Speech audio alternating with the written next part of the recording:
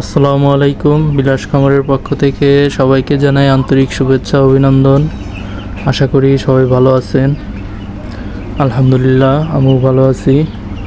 তো আজ আমার ব্রয়লার মুরগির বাচ্চার নবম দিন। তো 9তম দিনে আমি কয়েকটা বাচ্চাকে ওয়েট করে দেখতেছি যে আসলে 9 দিনে কতটুকু তাদের গড় ওজন আসলো। তো আমি ভিডিওটা করার আগেই একটা বাচ্চা আমি ওজন করে নিয়েছি, সেটা প্রায় 320 গ্রাম। বাট এখন আমি আপনাদের ভিডিও করে দেখাচ্ছি। তবে আমার মেশিনটা মানে একটু দড়ি সিস্টেমের মেশিন, তো এটা মাপতে একটু সমস্যা। তো ভিডিও সেই জন্য আপনাদের ফুললি দেখাইতে পারতেছে না। দেখুন 270 গ্রাম এটার ওজন এসেছে। তো এটা মনে করুন যে আমি বড় মুরগির খাতারেই ধরলাম। আচ্ছা, যে সেকেন্ডটা ওটা ওরছে একটু ছোট আকৃতির, তো এটা ধরে দেখতেছি 260 গ্রাম। তো 260 গ্রাম। আর এই যে তৃতীয় মুরগি যেটা, এটা আমি চোখে মেপে সবচেয়ে ছোট মুরগিটা উঠালাম।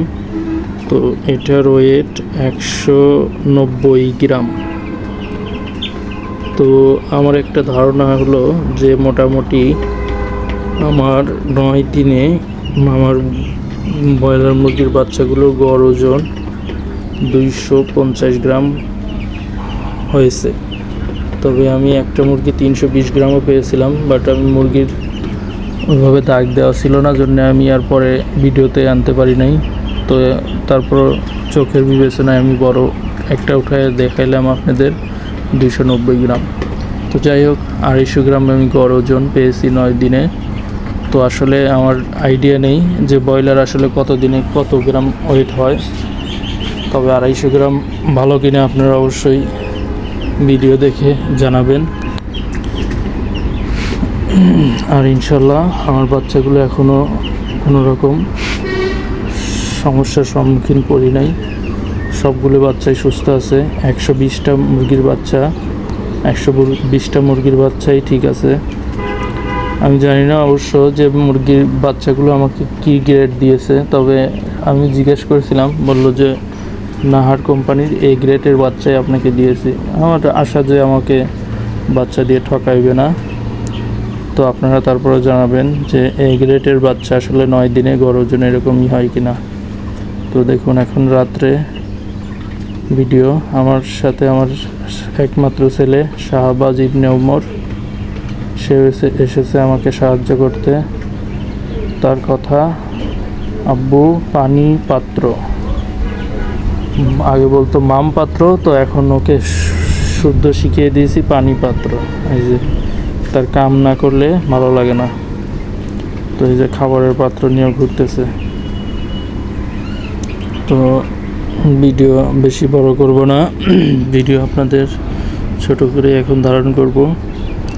তো এখন রাত্রে ওদের খাবার দিয়ে দিলাম। পানি পাত্রগুলো সবগুলি পানি দিয়ে পরিপূর্ণ করে দিয়েছি। পানির পাত্র এখানে আমি 8টা পানির পাত্র দিয়েছি, তার ভিতর 3টা পানির পাত্র বড় আর বাকি 5টা ছোট। যেহেতু রাত্রে থেকে সকাল অবধি চলবে, তো আমি খাবার পানি সবকটা পাত্রতেই ভালো করে দিয়ে দেই, যাতে করে ওদের কোনো রকম প্রবলেম বা খাবারের ঘাটতি না হয়। তো যাই হোক, দেখতেই পাচ্ছেন। তো আমি এখন ওদের একটু লাঠি দিয়ে এদিক সেদিক তাড়িয়ে নিচ্ছি, যাতে করে খাবার খেয়েই শুয়ে পড়ে। ওরা আসলে অলস প্রকৃতির, তো দেখা যাবে যে আমি যদি এখন ওদের একটু লাড়িয়ে খাবার না খাওয়িয়ে, তো রাত ভরা ওরা দেখা যাবে যে খাবারের ঘাটতি থেকেই যাবে। তো এই জন্য ব্রয়লার মুরগিকে একটু তাড়িয়ে খাওয়াইতে হয়, যাতে করে ওদের গ্রোথটা ভালো থাকে। কারণ ওরা যেরকম খাবার খাবে সেভাবেই বৃদ্ধি পাবে আমার জানা মতে।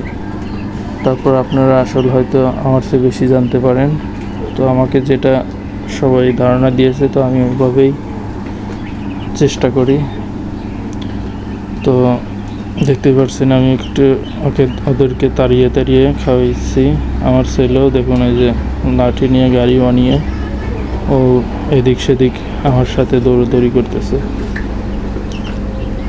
এখন কিন্তু রাত অনেক 11টা।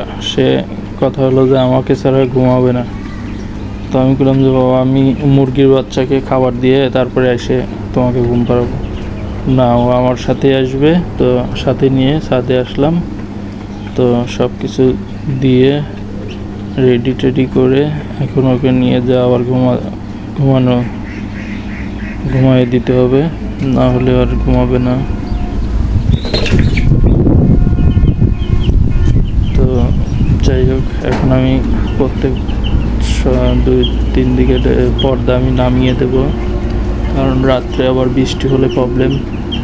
আমার ঘর থেকে অবশ্য টের পাওয়া যায় না যে বৃষ্টি হচ্ছে কি না, কারণ বৃষ্টি হলে আরে আমার বাবা পড়ে গেছিলো, তো উঠাই দিলাম। তো পর্দাগুলি আমি নামিয়ে দিয়ে যাব, বাট দরজা খোলা রেখে যাব। আর ওই পাশটাতে আমার জানালাগুলি ভিতর দিয়ে কাটা আছে, তো ও পাশ দিয়ে তো আর লিটার করা নেই, তো জানালাগুলি খোলাই থাকবে। বাট এই 2 সাইডের পর্দা আমি নামিয়ে দিয়ে যাব। তো ভিডিও আর বড় না করি, সবাই ভালো থাকবেন আর আমার চ্যানেলটিকে সাবস্ক্রাইব করবেন। আল্লাহ হাফেজ।